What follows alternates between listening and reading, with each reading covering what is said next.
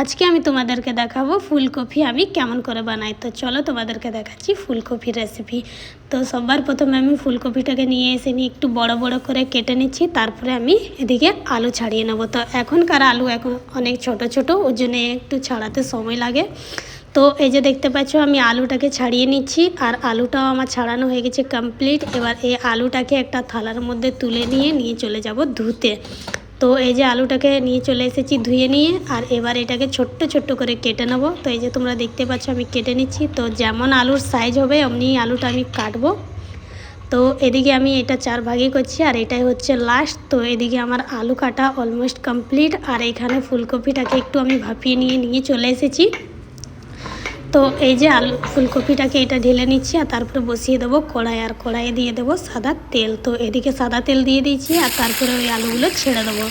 তো এই যে আলুটাকে আমি ছেড়ে দিয়েছি সবগুলো, আর একটু চালিয়ে নেবো। আর আলুটাকে আমি একদম লাল লাল করে ভাজবো, এই যে তোমরা দেখতেই পাচ্ছ।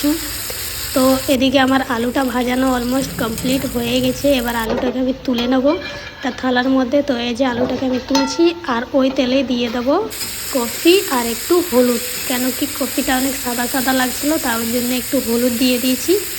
তো এদিকে দেখতে পাচ্ছ আমি চালিয়ে নিচ্ছি। তো কফিটাকেও একদম লাল লাল করে ভেজে নেবো, আর এদিকে আমার কফি ভাজানো হয়েই গেছে বলতে বলতে। তারপরে আমি কফিটাকেও তুলে নেবো।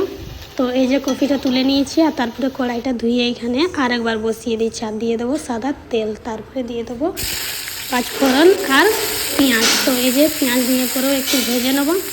তো এদিকে পেঁয়াজটা আবার ভাজানো হয়ে গেছে। এবার মশলাটা দিয়ে দিয়েছি। তো মশলাতে আছে জিরে, ধনে, গোলকি, আর আছে শুকনো লঙ্কা, আদা আর রসুন। তো দিয়ে দিয়েছি, আর এদিকে দিয়ে দেবো হলুদ আর দেবো নুন। তো এদিকে নুন হলুদ দেওয়ার পর তারপরে একটু চালিয়ে নেবো ভালো করে। তো এই যে তোমরা দেখতেই পাচ্ছ আমি চালাচ্ছি।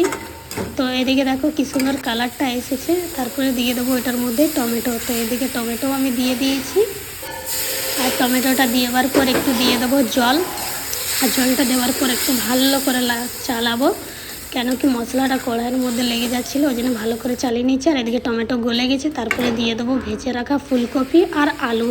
তো ফুলকপি আলু দেওয়ার পরেও একটু আমি ভালো করে নাড়াবো, এই মশলাটার মধ্যে মিক্স করব, আর দিয়ে দেবো একটা থালা ঢাকা। তারপরে থালাটা খুলে নিয়ে আমি দেখবো একটু। তো এদিকে আমি থালাটা খুলে দেখে নিয়েছি, আর এদিকে দেখছি একদম ভাজানো হয়ে গেছে কমপ্লিট। তারপরে এটার মধ্যে দিয়ে দেবো বেশি করে জল। এবার দিয়ে দিয়েছি জল সিদ্ধ হওয়ার জন্যে, একদম বেশি করে দিয়ে দিয়েছি, আর একটু নাড়িয়ে নিয়েছি। তারপরে আরেকটা থালা চাপা দিয়ে দেবো, আর এদিকে থালাটা হাঁটিয়েও নিয়েছি আমি। আর এদিকে তোমরা দেখতেই পাচ্ছ কি সুন্দর কালার এসেছে কফিটার মধ্যে। আর আলুটা দেখে নেবো সিদ্ধ হয়েছে কিনা। তো আজকের মতন টাটা, আর তোমরা কে কে খাবে চলে এসো।